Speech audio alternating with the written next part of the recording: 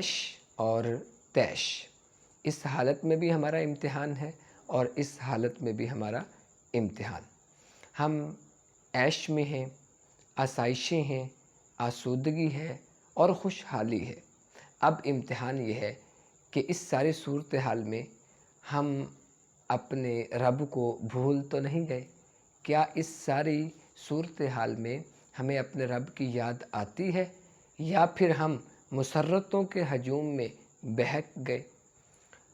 اور تیش کی کیفیت ہے، غیظ و غضب کی حالت ہے اور شدید غصہ ہے۔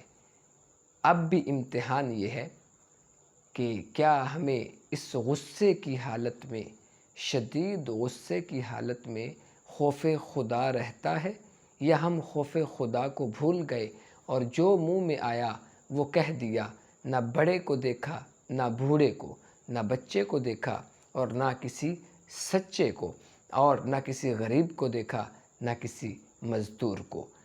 عیش میں بھی امتحان ہے اور تیش میں بھی امتحان، اور کامیاب وہی ہے جو دونوں حالتوں میں توازن کو برقرار رکھے۔ ظفر آدمی اس کو نہ جانیے گا، وہ ہو کیسا ہی صاحب فہم و ذکا۔